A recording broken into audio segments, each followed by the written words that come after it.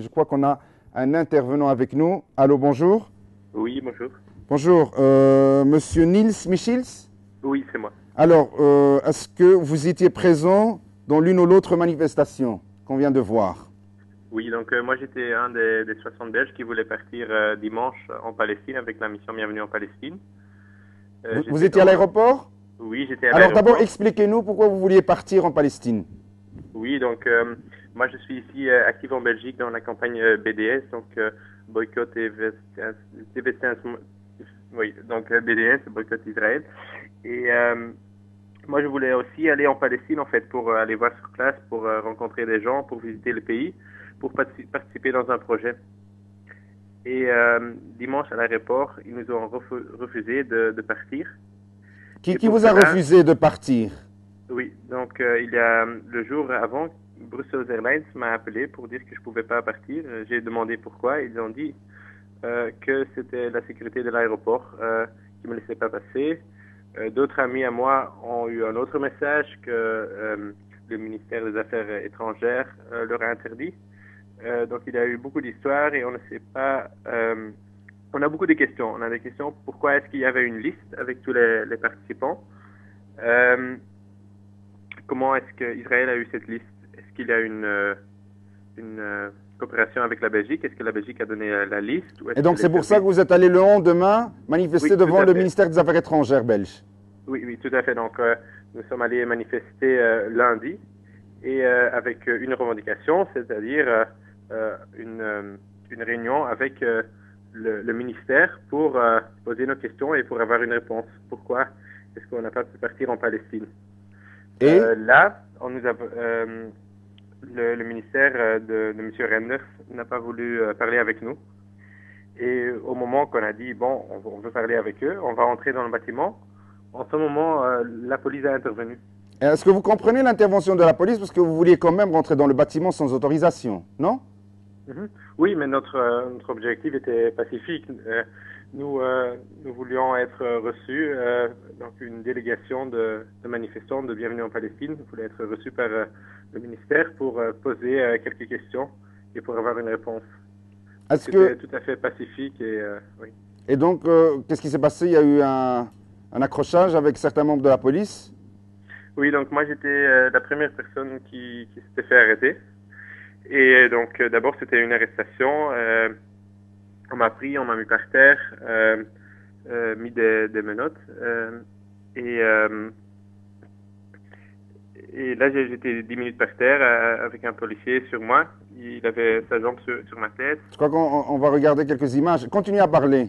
Oui, oui. Non, devant le Et, ministère des Affaires étrangères. Ça, c'est des images de l'aéroport. mhm, Excusez-moi, monsieur Michis. Donc, oui.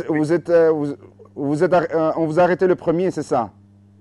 Oui, oui, moi j'étais le premier qui s'est fait arrêter. Donc l'arrestation même était déjà assez violente, mais ce qui s'est passé après, c'est encore beaucoup plus grave en fait, parce que quand j'étais mis par terre, ils m'ont mis derrière un mur et vraiment mis plat par terre avec un genou d'un policier sur ma tête. Et moi j'ai dit au policier, lâchez-moi ou lâchez-moi un peu parce que ça fait mal à la tête.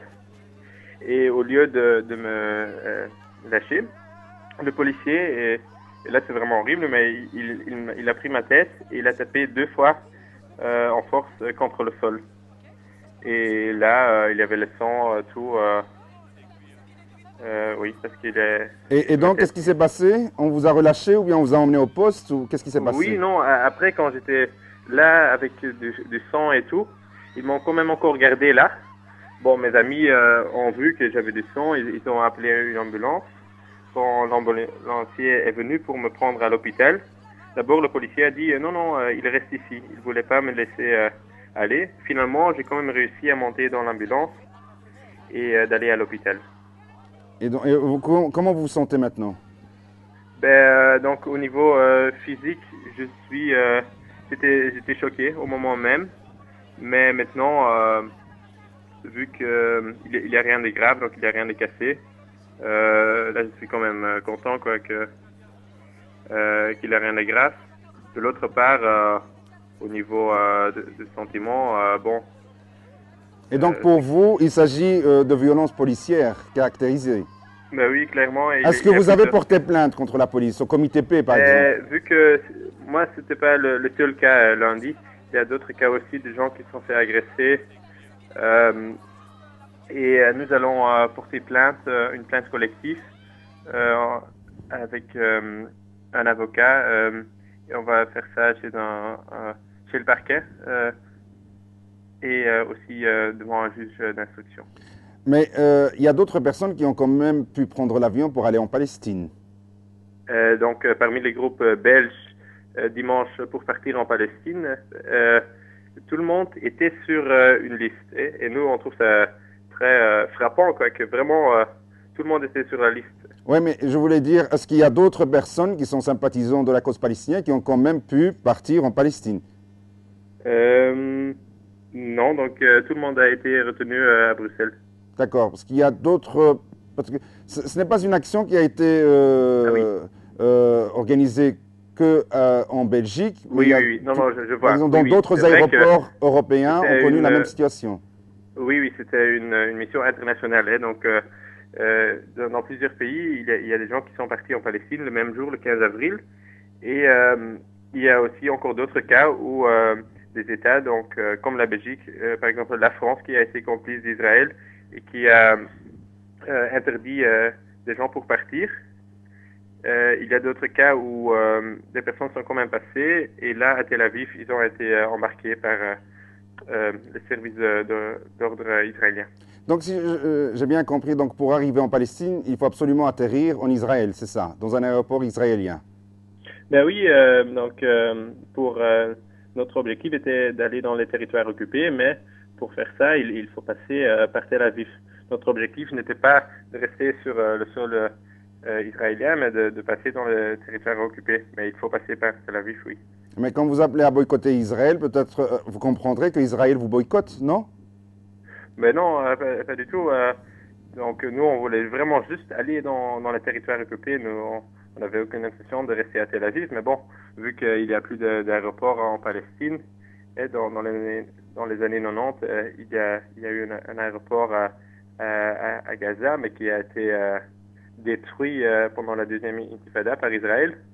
Il faut quand même avoir une possibilité de rendre visite aux camarades palestiniens sous occupation. Très bien. Je vous remercie, M. Michis. On va suivre encore cette affaire et on reviendra à nos téléspectateurs pour leur dire, pour leur parler de la suite de cette affaire.